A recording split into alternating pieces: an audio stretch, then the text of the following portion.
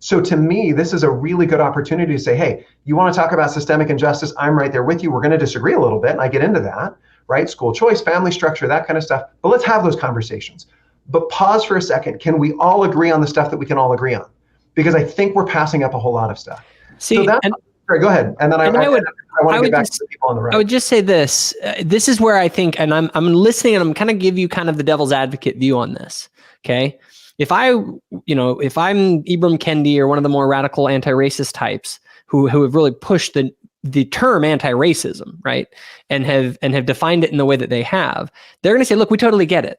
We get what you're saying.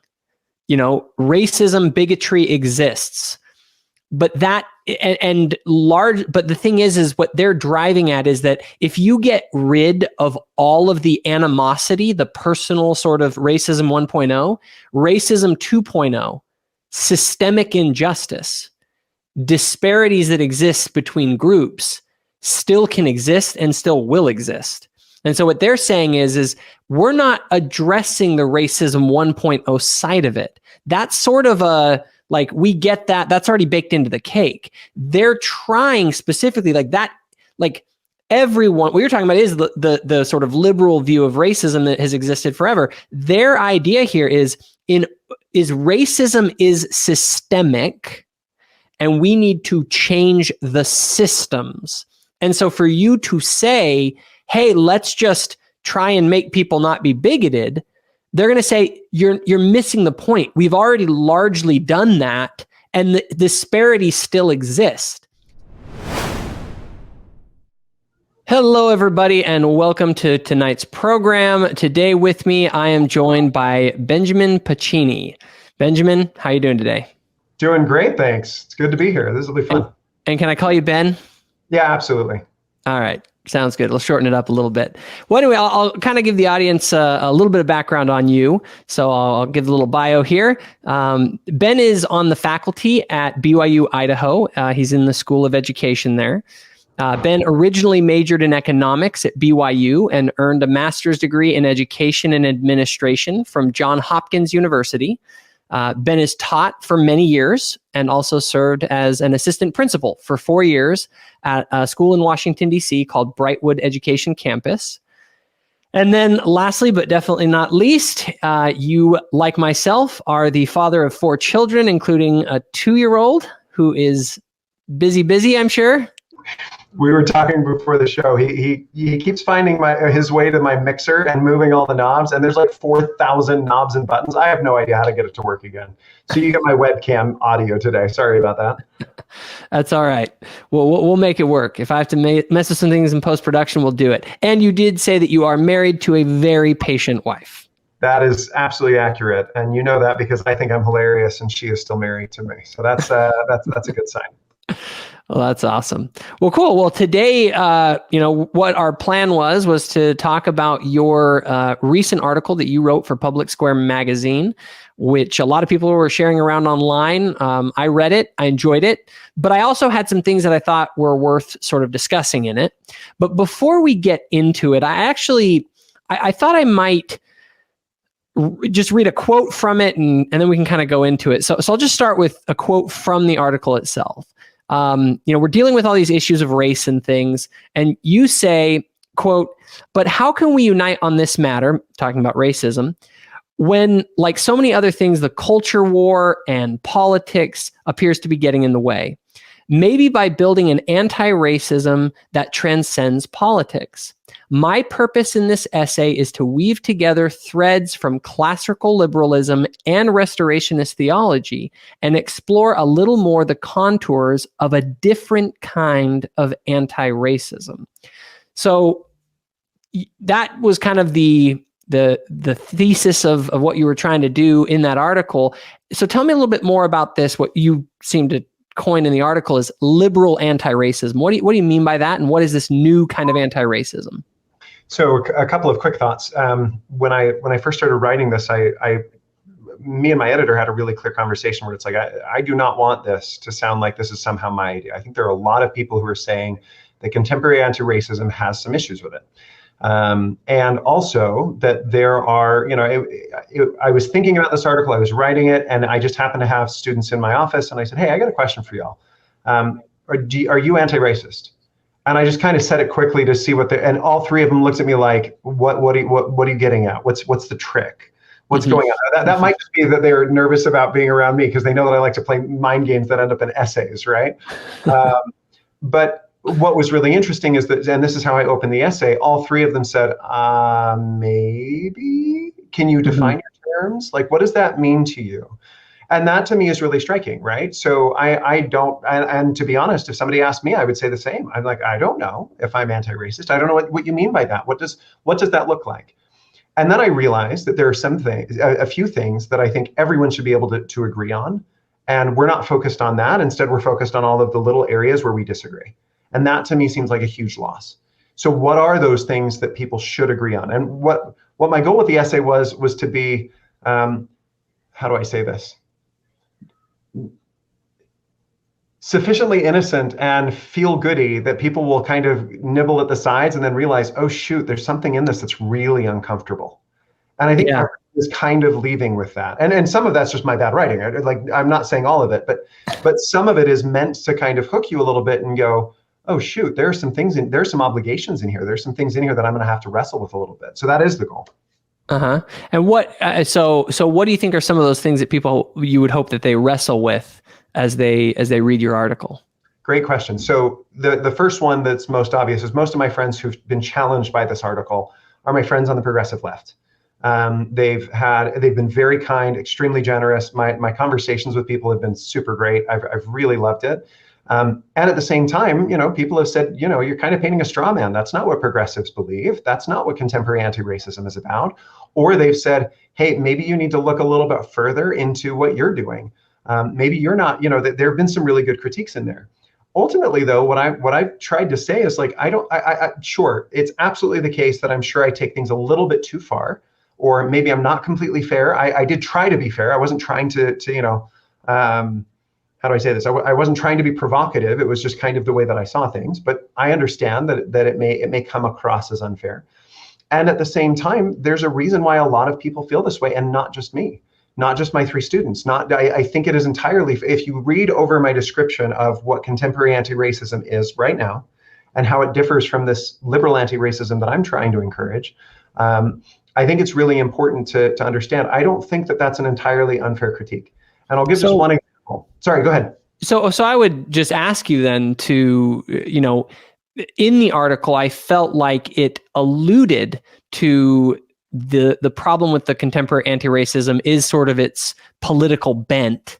But I mean, how would you kind of lay out a Steelman version of the contemporary anti-racist argument? That's a good question and a hard question. I've said this before. There's this tricky thing where I want what my brain wants to do is say I haven't read enough, and that's true. There's also the case that I kind of lambast the idea of not having read enough, because you can read 15 books. If you don't agree with contemporary anti-racism, then you still clearly haven't read enough, and that's part of my critique. Is like, yes. It's like going to Mormon missionaries and then getting mad at them that you haven't read James E. Talmage's Jesus is the Christ 4 times. Like, it's just a silly proposition. Like, I want people who know nothing, and I want them to join in, and I want them to buy in. So the Steelman argument is to me not so much here's why they're right, as much as let's take there's this great quote that I was first introduced to by Elder Neal A. Maxwell. A true friend is one to whom you can bring your whole soul, and chaff and wheat together, and with a breath of kindness, they'll blow the chaff away and carefully gather the kernels, right? There is a lot in contemporary anti-racism that I have learned from that I think is really valuable, that are things that every American should be able to say, hey, yeah, that's a good point. That's something we should think about. Doesn't mean I agree with them on everything, but I think right now what I see a lot of, so, you've got John McWhorter, you've got a lot of what I call the anti-woke folks out there who are like, hey, a lot of this is wrong. I actually agree with them on a lot of stuff. I also think that what tends to happen is that we end the conversation after that critique, instead of saying they get some stuff wrong, but here's what they get right and I'm willing to commit myself to. And I think that's a really easy conversation to have, right? I think John McWhorter's description of anti-racism is more or less correct. I think he's He's somebody that I listen to and go, yeah, he makes a lot of good points. At the same time, I also look around me and see things that I can work on. So to answer your question more directly, anti-racism, what do they get right? First, this is a hard one for me because I just didn't see it. There's racism that still happens. There are society-wide injustices that may be historical, that may be because of, in some cases, individual agency, that may be because of bad policy. But whatever the case is, like, they're real and they exist and they're hard. And when I look at them, it doesn't strike me as a hard thing to say, this feels unfair, this feels unjust, and I want to try and fix this. Part of my life, I worked in education, and I'm a big fan of school choice. And that is in part because I think that a lot of our education systems are not, in fact, just, right? So when, I don't like it when people talk about systemic injustice, or systemic racism is the term that's bandied about right now a lot. I think it causes more heat in the conversation than it does light. It's a redefinition of racism that just confuses people and makes them frustrated. But at the same time, I don't think anybody would say, oh, no, I think we've arrived, we're good, we're set, we don't need to change any policies, everything's hunky-dory. And so when I look at this, I go, yeah, that's something that contemporary anti-racists have really helped me to see. So I would, just real quick, I would imagine that most of the critique of your article is coming from people on the left, right?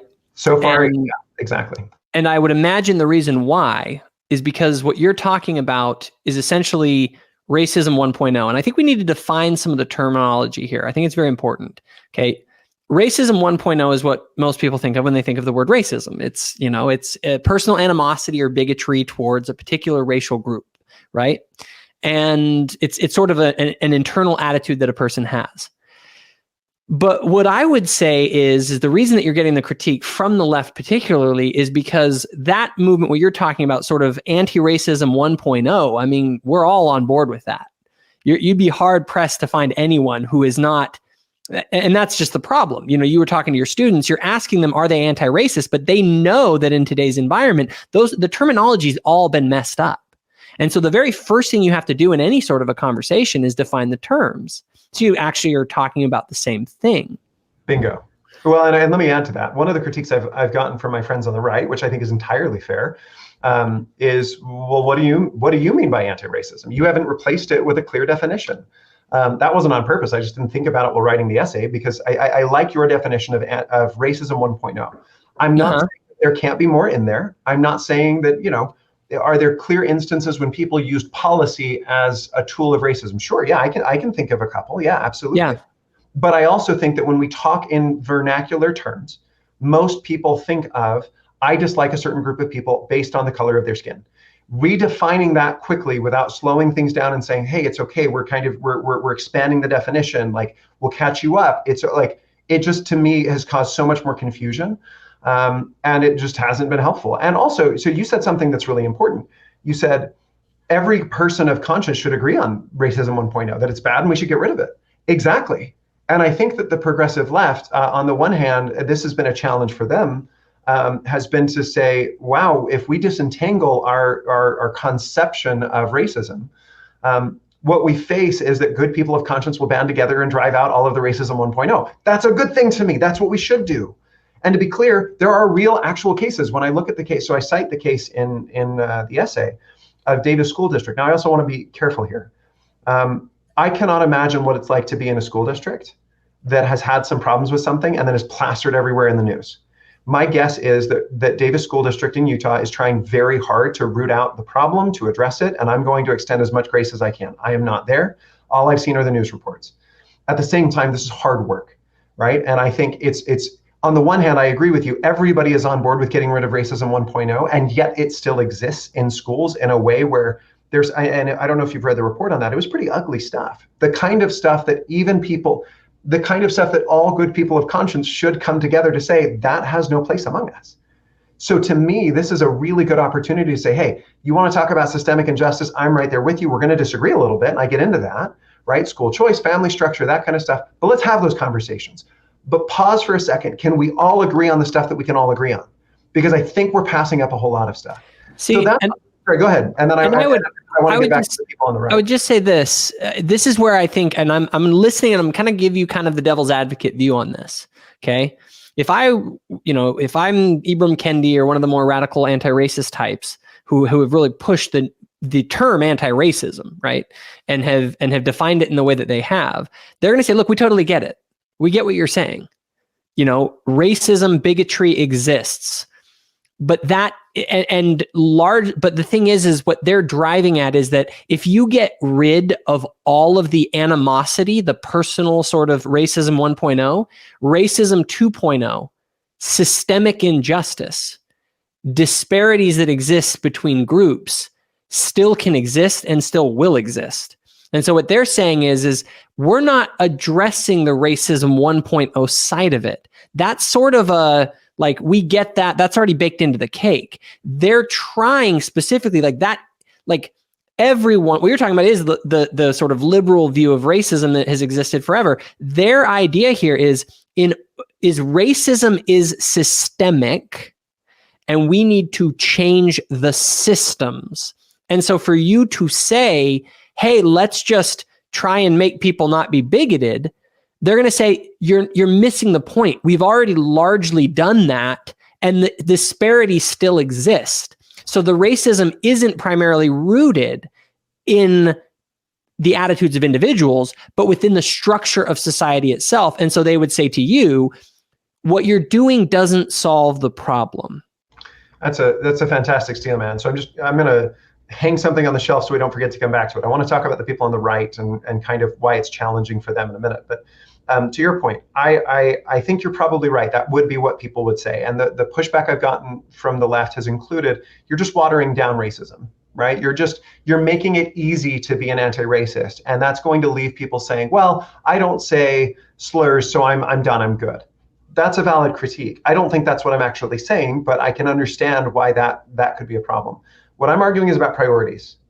What I'm saying is that there are a lot of people out there. Yeah, it's clear, we've kind of won the war about whether racism is good or bad. That doesn't change the fact that there's still a lot of people out there saying some horrible things, right? When Davis School District is still in the news, as one example, I think that the racism 1.0 still deserves attention. And good news, we can do more than one thing at a time. I never said that we can only do one set of things, but I am saying that I guess the way I would phrase it is it's exasperating to me that we're still having these fights, but part of the reason why we're having these fights on the basic stuff, on the easy stuff, is because we've tried to expand the definition of racism to be so big that now there's a lot of people who are disagreeing around the margins. Let's just get this done, right? Let's get some of the center stuff really, really nailed down strong. And then if we want to talk about systemic injustice, cool. I'm probably going to disagree with you on a little bit more there than I do on racism 1.0, but that's a conversation worth having and one that I'm open to. I just think that we should start with where the vast majority of people agree with us. And by the way, so this is the other thing I would say. I would be thrilled to have people say, we've already won that war, because I think that that's not actually what people say. And the pushback I've gotten is, oh, no, there's still racists everywhere. Good, let's fix that. Let's attack that. Well, also, I would also wonder, how do you even measure if that war has been won for racism 1.0? Racism 2.0, we can actually measure this. We can fight all day about have we won the war on racism? Do people in their hearts show personal animosity and bigotry? That doesn't really matter. What matters is if it affects people. And so I would say someone on the left would look at this and say, look, if this isn't closing the disparities between white people and black people, it's all just talk and nonsense until we actually see results and the gaps between blacks and whites, until we get greater equity, as they would say. This is just a lot of feel-good talk. What we really need is because we're not finding in our workplaces there's all sorts of overt racists out there. What we're finding is that in the outcomes that we're seeing in society, there are these large disparities that even as, let's look at it this way. From 1960 to now, overt racism 1.0 has declined. Disparities between whites and blacks have gotten bigger, or at least have stayed the same, let's say, something like that, or have not changed, let's say. So what that would say is, why is it that as racism 1.0 goes down, racism 2.0, the disparities aren't being fixed? So they would say to you, and I'll present this as kind of their thing, is they would say, you're saying we just need to go even harder at this one that's already going down when it hasn't shown any measurable results in benefit.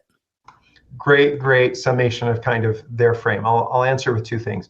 I'm excited to get to racism 2.0 in a minute because I have very strong feelings about actually solving that. So if anybody's reading my essay and thinking that I'm saying that we don't need to worry about racism 2.0, like, no, we can talk about it. It's just a different conversation.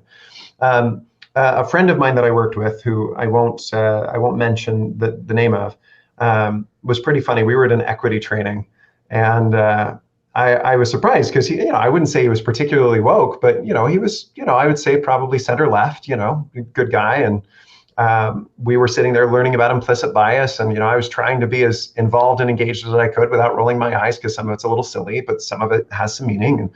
And at one point under his breath, he just said, "This is some serious," and then he, bull crap, right? And I was a little bit shocked because I was like, "Wait, what?" And I looked at him, and he had this like sly grin on his face. And I said, "What do you mean?" And he said, "There's no such thing as implicit racism. It's just that we don't know how to politely call out. There's like, in this crowd of 400 people, there are probably 4 or 5 people who are like legit racist, and we just don't feel comfortable calling them out." And to be honest, if you look at averages, that's how averages hide things. That's how they mask things. And I think that there's probably some truth in that. So if that's the case, if you're in a group of 400, that means you have like 1%, 2% of people who are actually racist 1.0. That would imply that the real issue in society doesn't lie in racism 1.0, it lies in racism 2.0. And in your article, you talk about this idea of we need to separate, sort of the racism from all of this politics. But racism 2.0 is about changing systems. So it's inherently political. I am totally on board with changing systems. I would prefer to reform rather than to subvert. That's a thing I get into just briefly. But I want to emphasize, I am not talking about, what I am not saying is that we shouldn't do anything political, because that's something else. What I am saying is, once you start to set things up as this is the anti-racist political take and everybody else must obviously be racist, you are not actually engaged in an honest endeavor. And you are probably causing more harm than good, right? The example that I gave to a friend online, for a long time, I've thought that the idea of subsidizing federal elections was just silly. Like, I think it's a bad idea. I don't see why our politicians need to get a subsidy so that they can run for more offices. That strikes me as a really bad way to use a poor old lady's money from who knows where, right? That just strikes me as a very weird use of taxpayer money. I've never been convinced of it. I've heard a lot of arguments. Maybe someday I will, and that's fine. If, therefore, I vote against the Voting Rights Act that was such a big deal on the left that President Biden said that he would end the filibuster over it. I think Mitt Romney said it really well. Just because somebody disagrees with you on this does not make them Bull Connor. Like, we can extend grace here. That's the issue I have with the second wave anti-racists, right?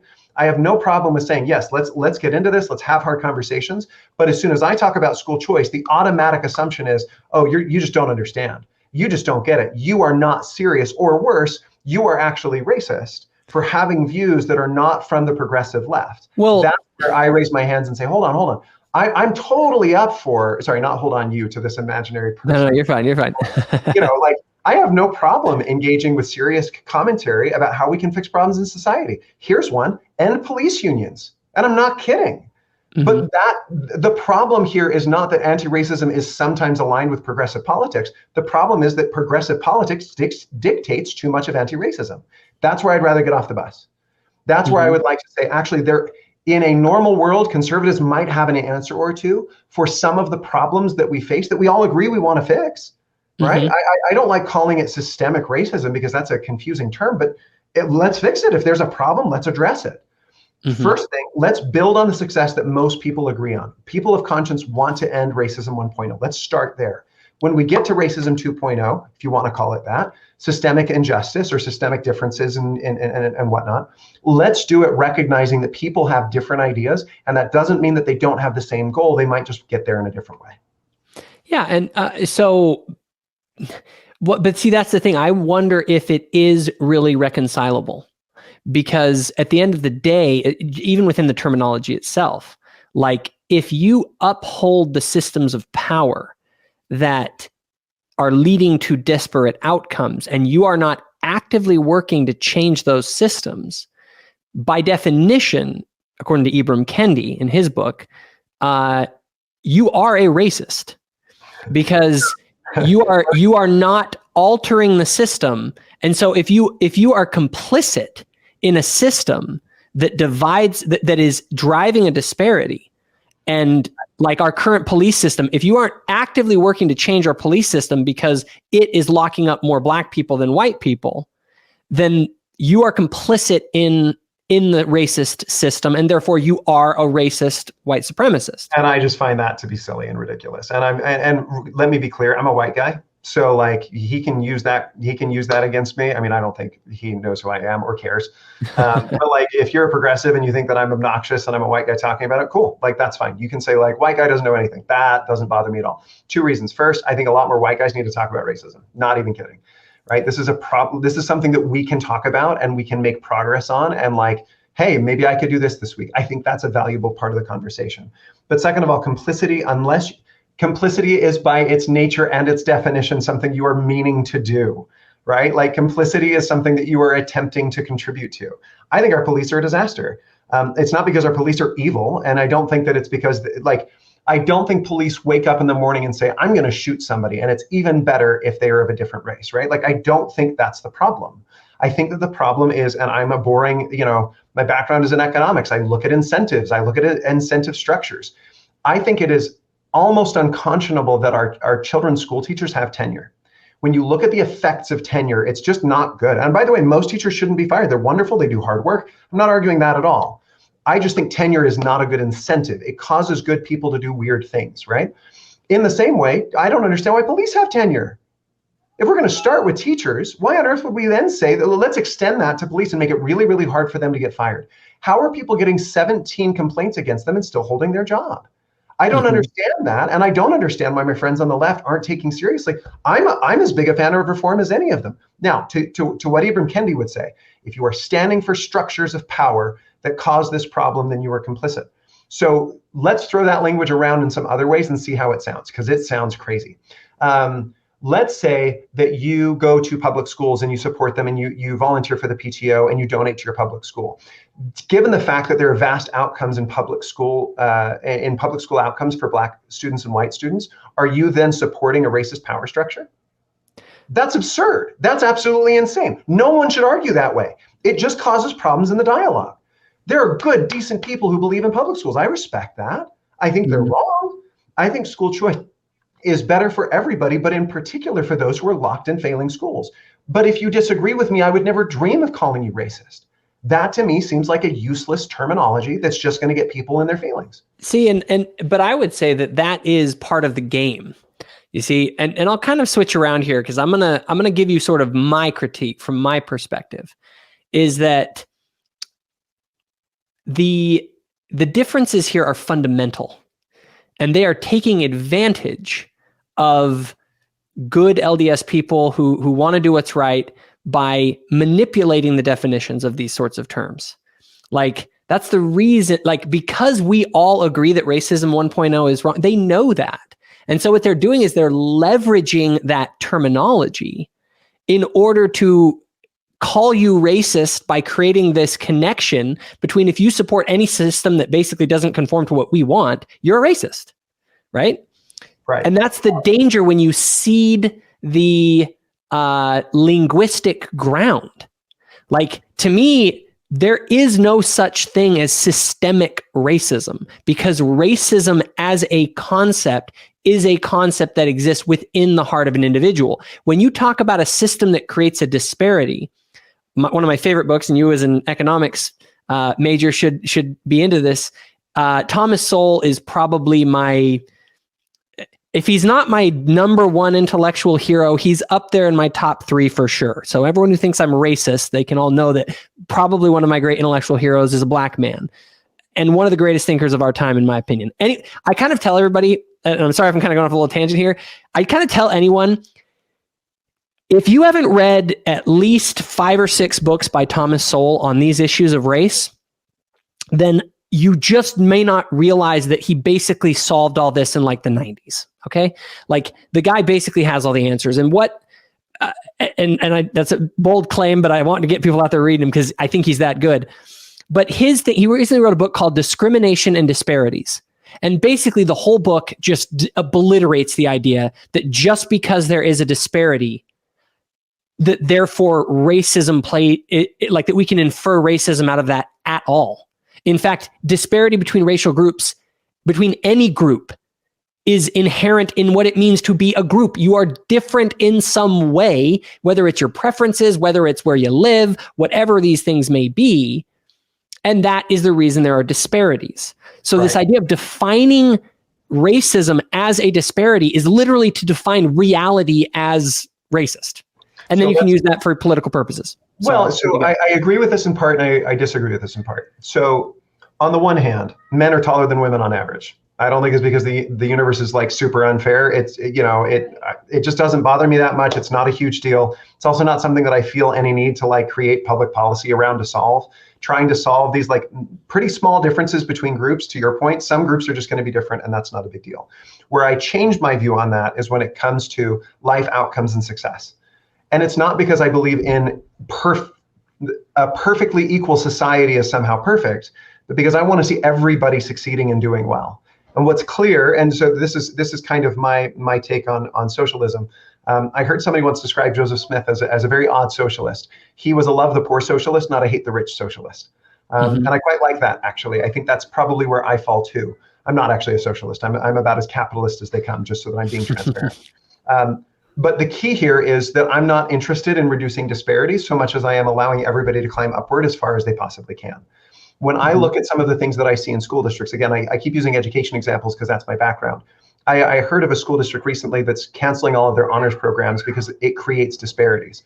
Now, that's a fancy way of saying some students get way ahead. That idea to me is just fundamentally backward. I want students to go to just soar, to go as far as they can. Some students are going to hit the moon. Some are going to only land in the stars. Some are going to struggle, and that's okay. I really genuinely believe there's something about meeting your potential that is inherently satisfactory, that feels satisfying to us. I do not agree with at all the idea that if there is a difference between two groups, that it is necessarily because of individual feelings of racism, nor do I believe that it is because one group of people wants to keep another group down, or because of white supremacy or any other such thing. What I will be thrilled to see is a system in which things go really, really well for as many people as we possibly can. And sometimes that's going to mean increasing disparities, okay? I don't like it as much when it's a set of people based on skin color that have a different disparity, and it has to do with something like a life outcome, right? I want Black people to be wealthy and rich and happy and prosperous. Like, that's a goal that, I think every person of conscience should be okay with. And I think that everyone shares that goal. I think the challenge we run into when we all have this goal is that those disparities do still exist. And so people question, well, what is it? Is there something about Black people that's holding them back? Or something like that? Or is it eventually, can you go back and find out that there is something racist, whether in the past or whatever, that is at the root of why Black people and white people have different outcomes? And let me emphasize this point, because I think this is important. People sometimes throw around the term white supremacist or racist in ways that I don't think are particularly helpful. I would caution people to be careful, because if you get too far into the literature on like IQ differences between races and things, a lot of that is trumpeted by some really problematic groups out there who aren't really interested in the scientific truth. They're trying to like cover for their weird racist views. And I think, again, like, we can have nuanced conversations about IQ differences without everybody, like, that takes a lot of care, but it can be done well without, saying something that is incredibly offensive and also I don't think is scientifically backed. Here's what I would say on a lot of this stuff. I don't think that let me go back to, this is kind of probably a silly example, but I worked at a school that was about a third white, a third Hispanic, and a third Black. And I was really worried that our suspension rates would be different for different groups. And I think that they were a little bit, but not by nearly as much as like the national averages. And then somebody was like, well, yeah, but all of our kids are in a lot of poverty, and all of our kids, like, whether they're white or Black or something else, like, a lot of them have a lot of stuff going on. And so they have a lot of behavior issues, and our suspensions are about equal, not exactly equal, but about equal across groups. And that made perfect sense to me. And then all of a sudden I was asking, like, okay, so maybe poverty is one of the really, really big reasons why this is happening, and it actually isn't about race, right? And that made me feel good, because I don't like poverty either. I want to solve the poverty issue. But at the same time, maybe there are other factors that we sometimes label as race when the confounding factor is other stuff. And I don't think it's racist to say, like, hey, let's look at what the data says. I think poverty is one. I still think that there are issues where it is actually about race. And it's, again, it costs me nothing to talk about that either. So as you're looking at these various sort of causal, like what are the different things that are contributing to a cause and a disparity that exists? Like you were saying, within a school where everyone's kind of equal, maybe racially different, but they're all poor, you get very similar outcomes. And what's funny is that the analyses that I've seen show that that's true almost across the board. When you actually control for the right variables, which, by the way, I just say this to everyone, I'll say it to you, and I want everyone to just do this. Anytime someone shows you a racial study that describes disparities that exist between whites and blacks, if they have not controlled for single motherhood, throw it out the window. Just, it is simply an incomplete analysis. And they are intentionally avoiding metrics that have an enormous impact on disparity intentionally. Because if you don't control for some of those factors, it just doesn't fly. I agree with that. Let me give two thoughts on that. First, I want to really emphasize, as long as we're not using that as a bludgeon to blame a group of people that are in a hard spot, right? I don't like it when the conversation turns to, well, if they wanted to, they could do better. They just need to get their acts together. I don't think that's helpful. I don't think it's always true. I also don't like blaming big groups of people when it's like, those are individual decisions, right? I also think there's something to be said for policy that has not helped Black families. So Thomas Sowell talks about this, where a lot of our welfare systems are not built for families. They're actually built to discourage work. They're built to, like, the welfare cliff is a huge deal, right?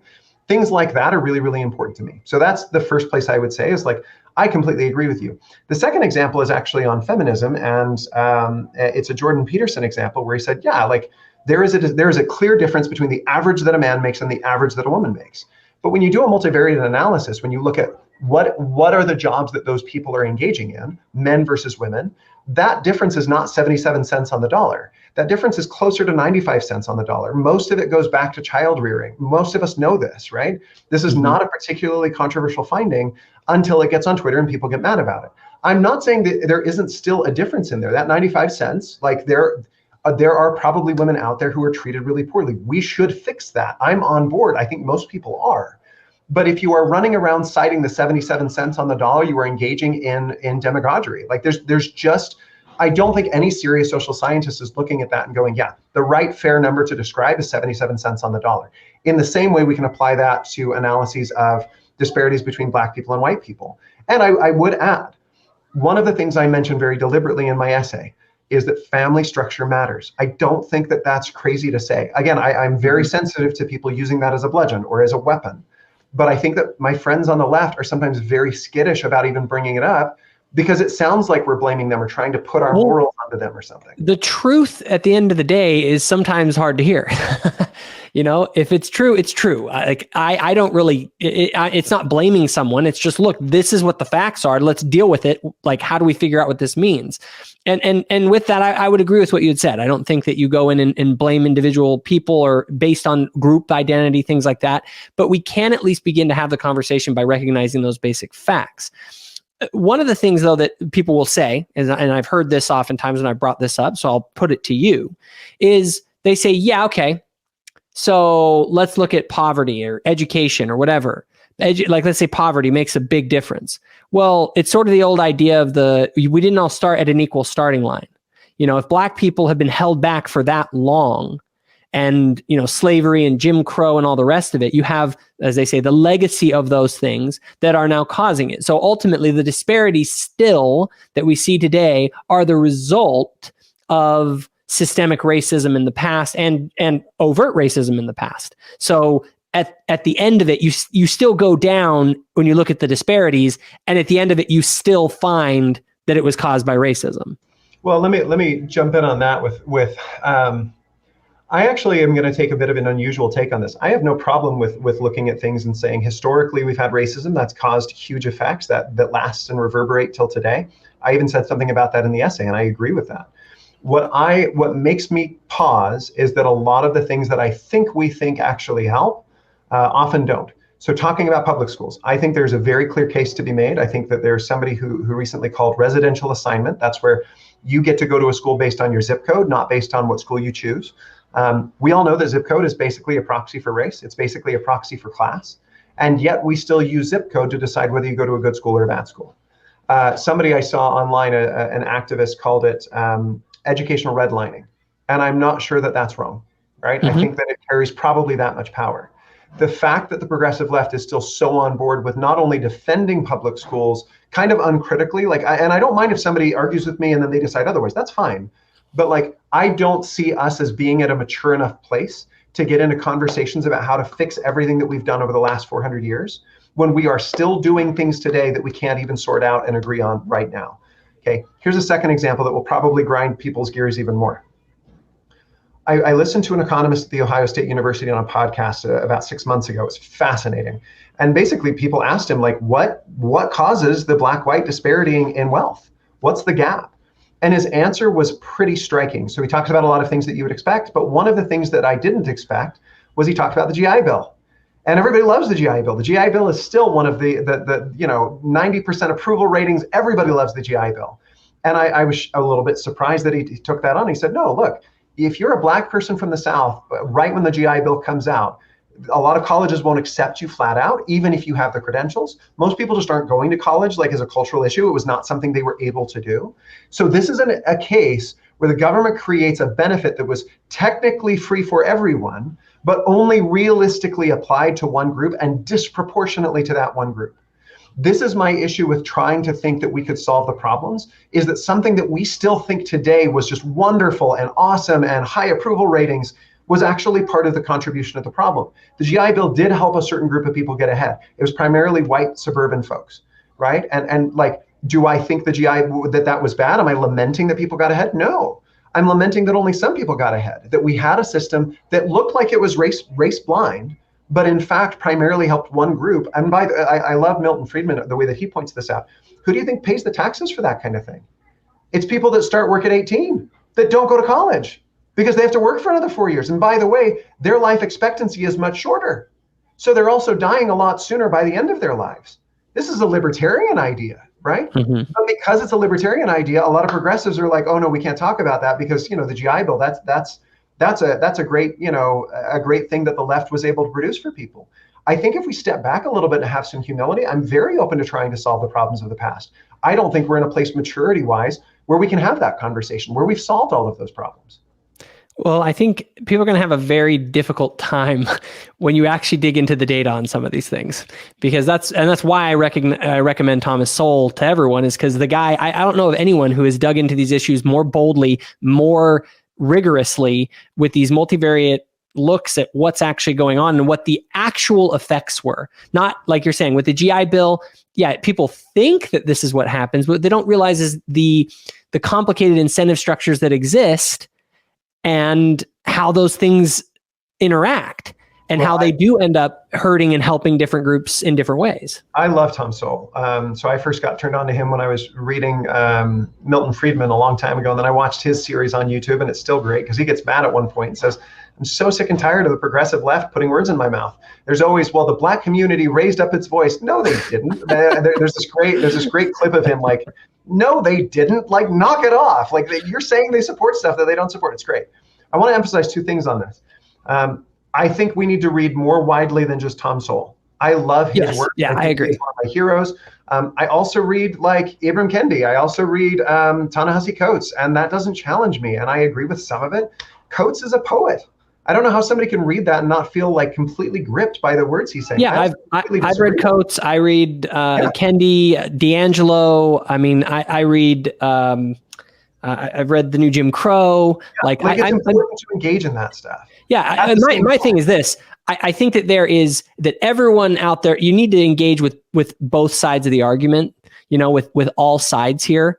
Because then you can steel man the other side. I hope today, one of the things I want to do, I want to steel man before I ever offer critique. Because my thing is, if I don't understand what they're saying, then I can't offer a powerful critique to what they're saying. Fantastic. And I would encourage everybody. In fact, this is the one other thing that let me say something about Tom Sowell, and then I want to get back to this point, which will bring in the push from the right that I have gotten. Tom Sowell also talks about how there was this idea that the black family was completely destroyed, and it has basically been dysfunctional for generations and hundreds of years. And he kind of put that to the test and said, I'm sorry, there's just no evidence of that, right? It's not the case. The black family has been destroyed, but it's primarily been in from policies in the last 100 years, and it's primarily from since the 1960s. Right. Like he would argue, and I think that there's some evidence for this, that a lot of it, like I said, it's welfare cliffs. If you believe that people respond to incentives, which is the first lesson of economics, you should be able to look around and say, hey, I know tax policy sounds really boring, but maybe we should get a little bit more nuanced and make the rich pay more. Because as it turns out, a really, really steep welfare cliff destroys families. And that may not seem obvious up front, but over a long span of time, it's a really important effect. I think it was really interesting to see when he showed that that same pattern wasn't just in the United States. It was in other countries that as they expanded their welfare programs, their single motherhood rates exploded. And I like I said, this isn't about blame. This isn't trying to say, well, it's your fault and you're doing bad things. To the contrary, I think that we need to own up to the fact that, let me put it this way. There were some policies in schools that were really meant to help kids. I was shocked at how many policies in schools were meant to help adults feel good about helping kids. That had nothing to do with actually helping kids, if I can say it. And how often do we look at the actual policies and see what their actual effects were rather than what their theoretical, what do we feel like they're doing? And I disagree with Sol on a few things, but this is one of his drums that he beats that I love, is he's constantly saying, okay, but evaluate the program. Did it actually work? And one of the examples of this, again, I cited this in my essay. Policing is hard. I recognize that. Nobody has the right answers. And I understand seeing a video of somebody being shot is going to cause tremendous emotions, right? Especially in the context of racism and police brutality and all of those things. I remember when I was in Baltimore, we had an assembly once where we had a police officer come and talk about his partnership in the neighborhood. I remember those when I was growing up. It was friendly Officer Joe, and that's all he did, and he would give out a balloon, and everybody loved it, right? It was the best day. I think you could have heard a pin drop. It was so uncomfortable when this officer came. No, and somebody, so he said, how many of y'all trust the police? There were 2 hands out of about 500 kids. Jeez.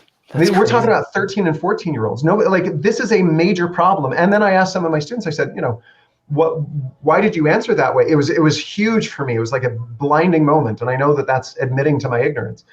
And they just said, oh, like, I don't know anything else, but I know that they're going to harass me. I know they're going to pick on me. I know they're going to push me up against the wall and search me. And Roland Fryer did some analysis at Harvard where that's exactly what he found. And by the way, he's gotten in trouble, and some of his findings have been called into question. But what he found repeatedly was there isn't a lot of evidence. I shouldn't say repeatedly. I remember one study, and I should be more careful. The one study that I remember seeing by him was there's no significant uptick if you account for somebody going into a violent situation. If that's what you're controlling for, it's about even across races. If it's not a violent situation, there's a ton of harassment by police of Black people. There's more. I'd be very interested in having that conversation. I think that's one that you and I would be interested in delving into that one, because I've also read some things about those very studies and some of those critiques. And I think we won't go into it here, but just know that that's one that I don't necessarily am going to endorse that, but we'll. No, totally fine. And I'm also out on. There is, you are right to point out there's a distrust though. There absolutely is a massive distrust of the police amongst minority communities. I was shocked at how many times things like planting evidence came up or hiding videos came up. And do I think that all of those are true? No, but the distrust itself probably didn't come from nowhere. So I'm good to disagree, and that's fine. And let me emphasize again, I think that the job of working as a Baltimore City police officer is very hard, right? And I recognize that. I think more accountability helps. I think getting rid of, essentially tenure where it's very, very hard to fire police would help. Yeah. I think there are a lot of things that we can do in a rational way that are beneficial. I want to jump really quickly, if it's okay, to the right side. What are the things that the people on the right are struggling with? And the answer is, I really did try to actually construe this as something that would feel comfortable to people on the right. The reason is because I am guilty of something in the past, and that is critiquing my friends like Ibram Kendi and Robin DiAngelo and a lot of others. And I agree with your take of Steel Manning. I think I can take it one step further.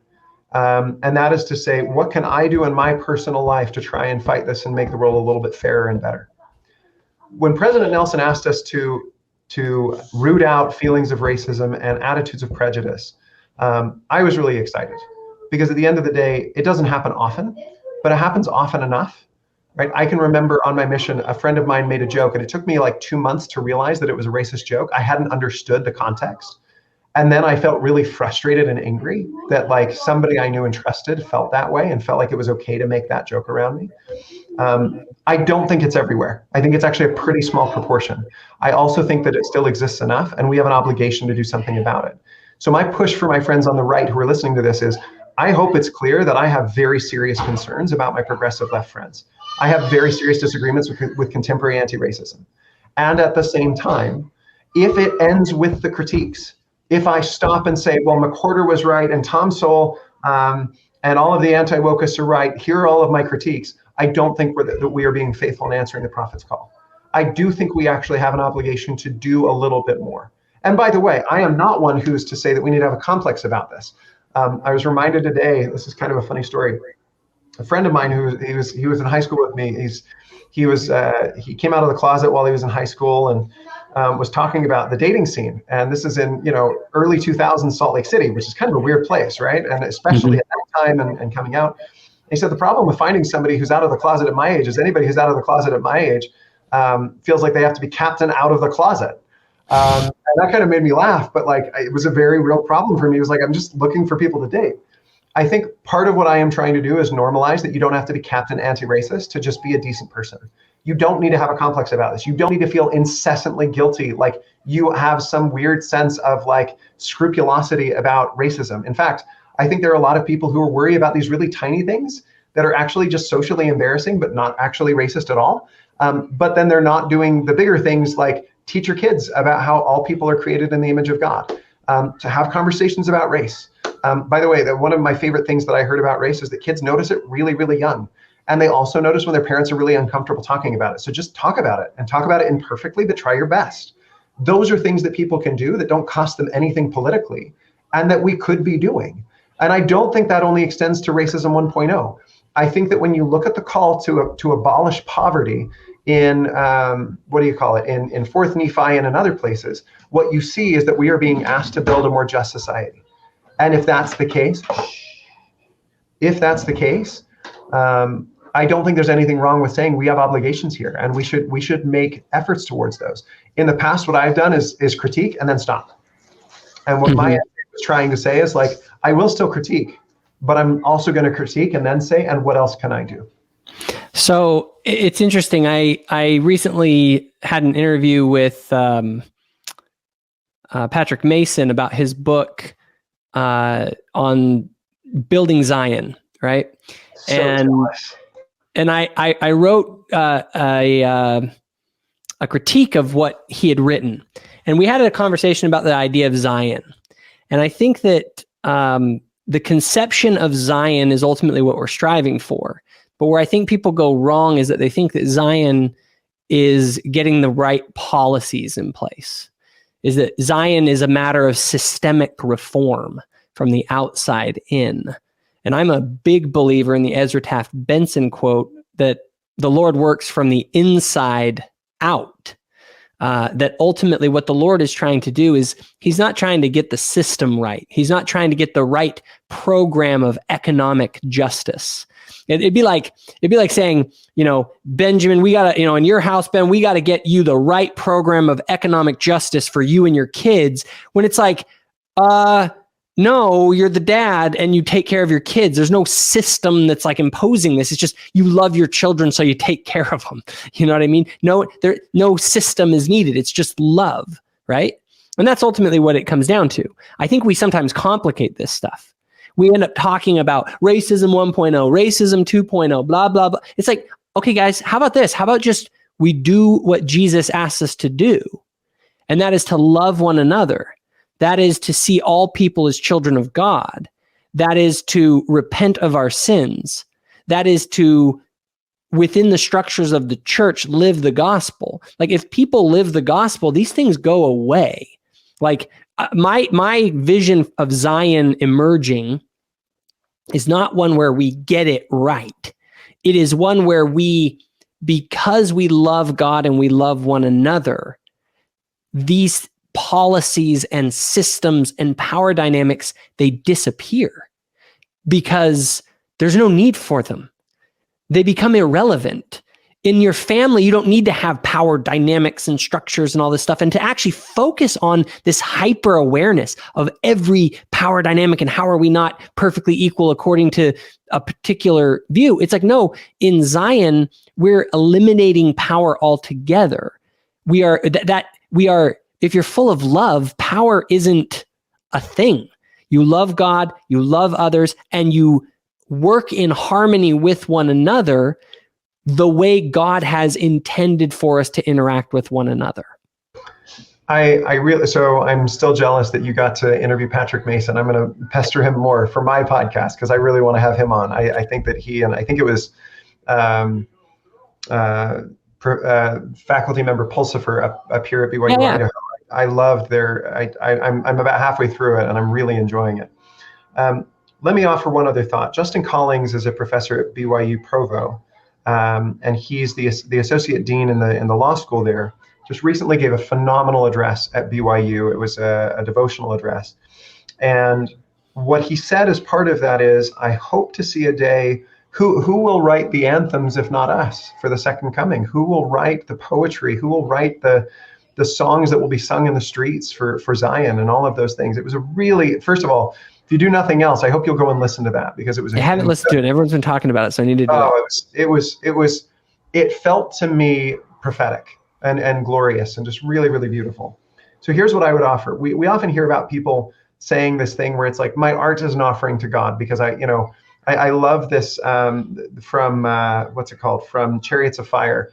I feel God's pleasure when I run, right? There's something about fulfilling our full potential that feels like we are bringing glory to God when we fulfill everything that we are. Well, maybe that's for the wonks and the economists and the public policy analysts too. So on the one hand, I agree with you. We have to start from the inside out. The gospel is about starting at the individual level, and no government, no matter how good the policy will function if we don't have a people that can live up to that. So on that, we completely agree. And at the same time, in our current world, I think that things like tax rates for welfare recipients actually have huge impacts. And so while I agree that we won't get the ideal policy and then it'll be magical, I think that what it is that individual people trying their best to pursue justice are going to have revealed to them great policy choices and things that are going to work and things that are going to work better and improve the incentives for people, right? If we could have a tax system that encouraged us to love our neighbor and to be kinder. Go ahead. And I was just going to say that the only thing that I would say about that is, yes, as we approach Zion, I think that things like tax rates and things are necessary. But my thing is taxation itself is the use of coercion to make people give to other people, right? In Zion, there's no need for tax rates because if someone needs something, they give to them. And there's no need for tax rates because we give everything we have already. There's a 100% tax rate. And I love how, but here's the funny thing. It's not a tax. It's a voluntary giving of all that we have. I think that is a private reading. And I have no problem with that private reading, but I think that you are imputing onto Zion what you see it to be, whereas my progressive friends will see into Zion what they expect it to be. See, and I guess we all have to do that. Now I look at it and I say, okay, you read that in. The reason I read it in is I say, Zion is not built on coercion. Zion is built on love and voluntarism. So I agree with you in part, but here's where I disagree. I think that's a little bit like arguing that BYU Idaho shouldn't have a dress and grooming code because that would be coercive, and we know that Zion is not coercive. I think, and here's my private reading. I fully admit is a private reading of how I see Zion. I think there will be immense costs. I think there will be strict and stringent rules, but you will agree to them before you go in. And you will sign up to them. And I think that 100% consecration will be one of those. But it won't be enforced once you're there. It will be enforced before you get a ticket to go in. And there will be a very, very clear statement saying, anybody is welcome here, but only if you really want to come here, because the rules, the bar you have to clear is very high.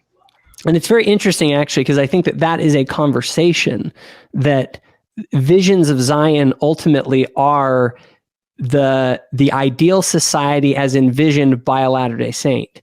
And the way that you view that versus the way that I view that versus maybe someone who's far on the left views that is going to be quite different. because at the end of the day, but the thing is like that conversation matters, because that ultimately will determine the way that we think that society should operate. Now, here's the thing though. We all agree at the end of the day, bringing this back to race and racism, that within Zion, racism 1.0 will not exist. And if you even want to define racism as disparities between groups, will not exist. So in one sense, that's it. So it comes down to a means by which we get to that end. How do we get to Zion? And not only that, how far are we from Zion? Like, I think one of the big things that we've come out in this conversation that I think is really important is the difference between the, like the focus is, where are we placing our focus? Okay. So on one hand, you're saying, hey, we still got work to do on racism 1.0. So like, we all agree on that. So let's put our focus there. Right? So that way we're not divided. Now, I would say, and I think the people on the left would actually agree with me, that like, no, that's, the fight here isn't over racism 1.0. That's just ignoring where the fight is. Because the people on the left would say systemic racism is a major problem. And I would say there's no such thing as systemic racism. You're just looking at disparities between racial groups, and you're saying that it's racist simply because there's a disparity, right? Rather than showing that system is indeed racist. And so I just feel like we need to make like, I think that is where the battle is. And so to just say, hey guys, like, let's all get along. Let's, just focus on what we agree on. I like the sentiment, but it's like, the battle, like that's what they want. That's if we don't push back against those who want to change these definitions. And by the way, when they change these definitions, if racism in your head means racism 2.0, and you hear President Nelson say, we need to root out racism, you think he just said that we need to go and engage in Ibram X. Kendi activism, which a lot of people on the left, by the way, I've seen online do. And so that's where I think the battle over the meanings of these terms, even, it's like, these are not like we can all agree on the definitions of the terms even. And so in my opinion, and this is sort of where my critique is, so I'm bringing it up kind of late in the video here, but my critique is like, the battle is important that we're fighting against the left. And a Latter-day Saint should not allow them to re-engineer the meaning of the word racism, and or the brethren should come out and clarify what they mean by racism, because I don't think that they mean by racism what these other people are saying. So I was about to jump in a minute ago and say that was a stunning, devastating, incisive critique of a view that I do not hold. And that is to say, now, to be fair, it's probably because enough people have read it and have now taken away the same point you have, which means I didn't write clearly enough. So I'm not blaming you at all for that. I want to be really, really clear. I am not saying we shouldn't be political. I am not saying that we shouldn't engage in politics. To the contrary, I think that there are a number of things that we have obligations to do. In fact, my point is that Latter-day Saints have an obligation, that we cannot stop at the criticism of the Ibram X. Kendis of the world and say, okay, he's wrong and he's silly. Isn't that so silly? And take to Twitter about it, and then we're done. We've done our job. This is a very liberal thing, right? I'm thinking classical liberal here, right? Mm-hmm. We throw out an idea, we debate it. One of my favorite things is if you're ever bored, put something on Twitter that has an obvious mistake in it. Everybody will retweet it for you. It's a total cheap trick because they'll find the mistake, right? And don't do it. Like it's totally bad faith. But it's because we've been trained this way, right? You find something with 99% good and 1% bad, everybody talks about the 1% bad. So I think the response to this is, if you're serious about fighting the fight against the left, and by the way, I think there are some things that are worth fighting about. I think the best thing you can do is say, I'm going to do everything in my power to end racist attitudes within my sphere.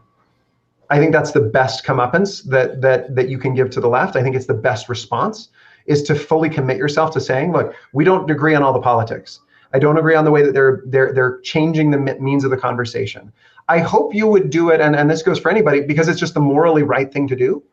But even if not, like if your goal is to beat the left, I think taking away that card that is often used of like, we are still not to the point. And to be clear, I agree with you that racism is far better. Overt racism is dying and is almost gone, but still it exists in pockets and it comes back every once in a while. I still think that when people talk about systemic racism, racism 2.0, the bait and switch, or the Mott and Bailey, if you prefer, is racism 2.0 is essential. Well, I think we disagree on that. What, are you supporting racism 1.0? Right? It's like, oh, do you believe in bigotry? No, of course I don't, right? Like that's silly. We just disagree on some basic issues here. So I think it's the right thing to do in the first place. Second thing I would say, I think President Nelson was actually very clear in his original statement. He did not say you need to go and be an activist. He did not say you need to go and protest. He said we need to root out attitudes of prejudice and racism. That's actually very clear. And in my book, that is very squarely in Racism 1.0. Let me add. Oh, okay, we're still there. Going back to something that we've talked about, Racism 1.0. Looking at the report at BYU's Equity, they did this survey where they tried to find out how things were going. The good news is a lot more people are really satisfied at BYU, people of color in particular, than you might assume if you're reading about it. I think it was upwards of 70% that are feeling pretty good. Now that's not enough. We haven't arrived. That's not mission accomplished. We can do a lot better. But like that seems to me to be a strong starting point to get up to 90 and 95%. One of the most common things that people said, though, was not that like people walk up to them and use slurs or anything like that. It's just people saying really ignorant things. And here's the kicker. And then the professor not saying something afterward and just kind of letting it go. I think that's actually something that's very fixable. And it's mostly about like training and like, hey, somebody says something uncomfortable. What should you do? Let's role play somebody saying something uncomfortable, right? I think that's a very, very eminently fixable kind of a problem, but still makes a lot of people feel super, super uncomfortable before we even have to get into the realm of politics.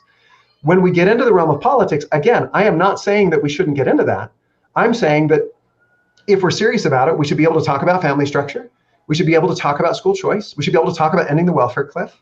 And if you're willing to do that for me, I will listen to you about things like, creating more options for the very, very poor to invest their money, which I actually think might be a really good idea, right? I think that there are progressive options out there that I could probably sign on to.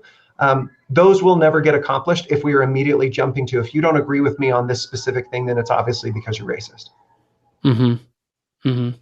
Well, I think, and again, I'm giving this kind of from the perspective of the right, and I see where you're coming from there. The idea here, just to kind of try and steelman you, make sure I got it right. The idea here is if you're on the right, the best thing that you can do is essentially to say, look, I can find that I agree with you on this, that racism 1.0 is bad. And I'm going to work on that part of it, right? Let's find the thing that we agree on and do that. And if you're on the left, it's like, look, you got to recognize that there are going to be some disagreements in that policy, and you can't go and just call anyone a racist who doesn't agree with your policies, right? That's going too far the other direction. My the challenge I have with that, because I don't disagree with it, and that's the thing I want to make clear. And I don't think in my article I disagreed. It was this question of emphasis. Okay, let's say that someone is trying to burn down my house right now. I also have some windows that are not energy efficient. And it's sort of like, okay, I could focus the attention, like, which is the bigger problem? Some teenagers graffitied something on a wall, or we're trying to change the fundamental axioms upon which Western society is predicated and begin to evaluate entire groups of people based on their skin color. Like, which one of those is more dangerous to the social order? You want to say from a conservative's perspective to, preserve, because I think life is pretty good here. Needs some changes, don't get me wrong. But to me, it's just this matter of significance. And ultimately, I can't help but feel like if we get any more race sensitive to where Joe Rogan today is in all sorts of hot water and he's now being deplatformed for ridiculous things that were, long time ago. And we're so race sensitive that it now can be used as a weapon. Our race sensitivity is actually becoming a problem to where we're so afraid of being called a racist that they know that and they can use it against us. So to me, it's not that I have a problem or that I'm like, yeah, we should just, that racism isn't a problem, but that the level of race sensitivity gets so high that you basically can cudgel people with it all day long. And that's what the left does. There's a reason they call these things racist, because they realize it's nothing to do with race, but it sure works, man. If you call somebody a racist, they will react. Well, and when the word racist doesn't hold its power anymore, then shift to white supremacist, right? And we can play this game all day. I don't like that. Now, let me add a couple of things about Joe Rogan. I have not studied, I don't listen to him. I don't not listen to him. Oh, you don't? You need to listen to Joe Rogan. It's great. Not like, I've listened to like 3 or 4. They're really long. And some of them are really good, but it's kind of like listening to like that friend of yours that's like older and smokes pot a lot and like, just like you have to pick the right episodes. Right. Granted, it depends on who he's talking to. I've listened to a couple. They've been really interesting. I listened to the one with Elon Musk. I found that interesting. A couple of things here. I'm not in a position to even offer a comment because I don't know fully the extent of what's going on there. I will offer an observation though. There was a really interesting pamphlet I saw a while ago when I was in college. I interned with a right-wing conservative anti-tax group. And at one of the meetings, somebody passed out a little brief where it was talking about the criminalization of regular life. And basically, so many rules were coming into play because you've got agencies creating rules, and then you've got local agencies creating rules, and basically his estimate was that people are breaking the law 5 times a day without even knowing it. Something along those lines. Yeah. We're not talking about speeding where they know that they're doing it. We're talking about like I had no idea that was even against the law. Yeah. The thing that he said at the time that I think is increasingly true, not in a government sense, but like in a social sense, is we've now crafted a world in which everybody has done something wrong and we all leave a big enough digital footprint that it's a question of somebody gaining stature, and then once they do, it's a matter of time before we find something, right? Mm-hmm. I don't have any particular reason to love Joe Rogan. I think he says a lot of dumb stuff. I think he said stuff about COVID that made me irritated. At the same time, I don't know, and I also don't, if he used the N-word, that's a problem. Like, I don't like people that did that. I'm glad that he's apologizing for it. It's not okay. I am worried about getting to a world in which it's an assumption that if somebody says something we don't like, we can just go through their timeline long enough and we'll find something that they did wrong. I don't think that's a good society. That's a society in which only perfect people can live, and that's going to be a problem. We've lost all sense of anything else. You mentioned a little bit about the left. I want to emphasize this point. The answer to leftism is liberalism. And I recognize that sounds weird, but it is fundamentally true. No, I agree. The left has always been about throw out the institutions, interrogate the institutions, but assume that they are wrong and broken. Conservatism has always been about assume that they're right, even if they're not working. So the example I like to give is the French court, right? At the time of the French Revolution. On the right sat all of the supporters of the king. On the left sat all of the Republicans who didn't want a king anymore. They wanted to overthrow him. And that's where right and left are born. The right even then saw a very, very flawed institution and wanted to keep it anyway. The left saw an imperfect institution that still probably created some structure and some good things and said, that's it, let's throw it out anyway, and took no thought for the day after when all that would be crying is the cry of the guillotine for more blood, right? I think that balancing those two in a way is where liberalism is born, where it says, yes, our police are imperfect, let's improve it rather than throw it out. Yes, capitalism is not perfect, let's see if you can make a real, actual real life system that can improve outcomes, because I'm totally on board. I just don't think we have yet.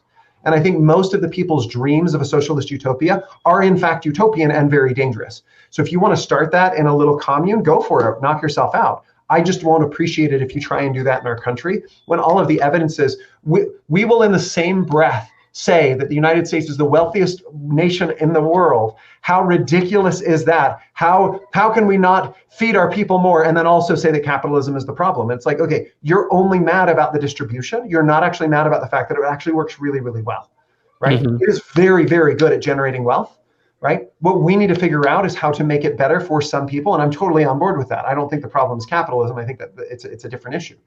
But that's kind of my point with this. If our fear is that Ibram Kendi or somebody else is creating this vision of leftism that is potent, which I agree with, the answer is liberalism. And the answer is not to turn our noses up at anti-racism and to make fun of Robin DiAngelo. The answer is to say, look, I'll take every good piece you can. I am not going to pretend I agree with you when I don't, but I will take every piece of good that you have to offer, and I'm going to run with it, and I'm going to apply it in my personal life. So, and we're getting short on time here, but so one thing that I've heard, and I think it's totally true, what is going on right now is not a left versus right phenomena. I think what's going on right now is a liberal versus leftist conversation. That the left is gaining power, and the liberals, those who are more classically liberal, are, in my opinion, they're being seduced by it. They're being pulled into it because the people on their side of the aisle are moving more that way. And the polarization we're seeing is a polarization of the people on the left, people that are, or the liberal order, the liberal center of the United States, being pulled either towards leftism or towards conservatism. And I would say at the crux of that is, in my opinion, and this is, you may not agree with this, but liberals tend to be very open-hearted, very compassionate. And the left uses that to manipulate them into siding with ideas that are illiberal, because what they do is they use things like calling you a racist and making you incredibly race sensitive so that you are essentially like cowed into thinking like them. You, Ben, have the ability to say, no, I'm not going to agree with you when I disagree with you. But there are a lot of people who just sort of, go along with it because they feel like those people are more on their side because they're the tolerant, compassionate side. I'm not a conservative, those people are mean, and, Donald Trump and all that. I'm definitely not those people, but they get seduced that direction. And in the church, I actually think because Latter-day Saints are so compassionate, I think the church is making a big move left, especially amongst younger generations, because of the compassionate nature of Latter-day Saints, that they don't recognize that these things ultimately they have a sense of compassion to them, but they're actually very dangerous, right? It's like we're helping people when in fact they're actually a lot of times vindictive and really bad movements. Well, let me jump in on that in a couple of ways. So first, I do see the effect that you're describing. I always am hesitant to apply personal motives. I think most of my friends on the left are just people, right? They're frustrated, they're angry, they probably have reason to be.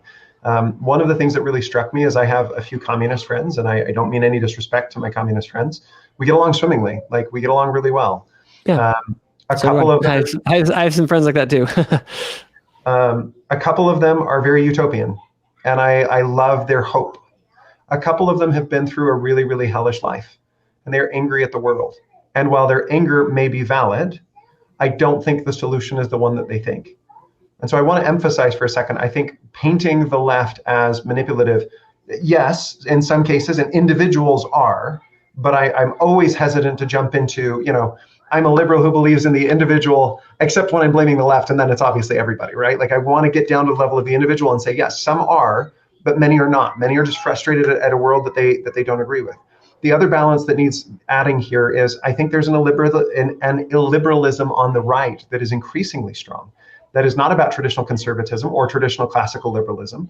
I think it is increasingly about, in the same way that the left uses compassion, the right has traditionally used patriotism. And I think there's a very strong case to be made for that. Yeah, I can see that. And I don't think that's the only one that they've used. There's also things about traditional morality. It's not actually about people doing the right thing. It's about sounding like you're talking about doing the right thing so that you can win elections, right? Moral majority and those kinds of things. I think that at the end of the day, everyone engaged. I shouldn't say it that way. But the influencer class, and I think maybe I need to clarify too, because I'm not saying everyone, obviously. What I'm saying is there are certain influential figures whose ideas are seductive to people of certain psycho psychological constitution. You know what I mean? Like they have a certain makeup. I'm a compassionate person by nature. Therefore, I will be drawn to the left. If I am, absolutely, I would agree with that. And there's psychological things at play here. But the thing is that I see is, and that I want to warn people. And I would, by the way, I would warn people on the right, because that happens as well, where sort of the desire for order and structure also can cause people to be demagogued into really bad authoritarian ideas, that can exist and on in all right. sorts of different directions, right? It could be strongmanism, and it can also be you can't tell me what to do-ism, right? With masks and vaccines. I think there's a legitimate conversation that needs to be. I don't want to go into all of that now and take another turn on your podcast, but yeah, I think it's very easy to see that there are a group of people out there who have a legitimate hesitance to obey government that can be really, really valuable. That is part of our DNA, and for good reason. And yet, because of that, it appeals to them in really deep ways that sometimes leave me scratching my head and going, guys, I hear you. That's a good value. We also should be careful and take this cautiously. So to your point about psychological constitution, the only other thing I would say is I don't want to overstate it. I think people still have agency, right? It's not like you're born to be a Democrat or a Republican. Mm-hmm. I think that there is increasing evidence that your worldviews and your moral values absolutely play a role in a lot of those other things. I just don't want to overstate it and make it sound like we're predestined to be a Republican or a Democrat. But in general, yeah, I agree with you. Yeah. Well, and to kind of wrap this up. So again, the thing that I found most, and to kind of end it on a positive note here, is I do think that your voice is an important voice to those who are in the center, I think, and or left, and on the right, you could say, to say, look, why don't we have to start from a place of agreement, okay? If ever you want to try and actually make progress and cool the temperature, you have to go back and figure out where those common things are that you have. Now, I would say that may just be a common shared interest in the conversation itself, in the free exchange of ideas. And I think that, like you're saying, liberalism, I think that is the great strength of liberalism. Liberalism says, to some extent, let's have the conversation. You know what I mean? Rather than being this ideological, you're the enemy kind of thing. Now, that doesn't mean that there aren't fundamental differences that are going to exist, and I think that those should be debated. But I found that your article does provide a good case for people to remember that there is a form of racism that is wrong, that we all agree on. And we should take time to examine ourselves, to be sure that we are aware of any of the biases that we do have, and that we don't need to accept anyone who has, or we don't have to accept racist attitudes, and we shouldn't. These things are wrong, and we don't have to make any excuse for them. And we should continue the progress that has been made to ensure that we get closer to Zion. I think that's a very good, and I'm sure I didn't get everything right in the article, and I'm sure that I'll get made fun of for whatever I got wrong someday. My honest hope would be, I know my friends on the left probably, struggle a little bit with some of the things that I said. It wasn't on purpose. I wasn't trying to poke them in the eye. What I would ask my friends on the right to do, that I think everyone can agree is the right thing, is to, say a prayer at some point and ask God, what can I do to more fully answer the prophet's call to abandon racism? I don't think that's anything. That should be American as apple pie. That should feel patriotic. That should feel good. It should feel holy even. Mm-hmm. And I think that that's something that we pass up. I mean, again, to your point, I want to fix those social issues. I want to get to racism 2.0. But the gospel works inward, from inward to outward. So let's start with the inner vessel. And it's never perfectly cleansed. And also, you might be fine, and God will be like, yeah, you've got other things to worry about today, bucko. Don't worry about it. You're fine. Again, don't try and think that you don't give yourself a complex about this stuff. And at the same time, come back to it and say, what else can I do? What's my next step? I think if we all cultivate that feeling, we're going to be in a really, really good place. Absolutely. Well, Ben, I want to thank you for coming on today. It's been a fun conversation.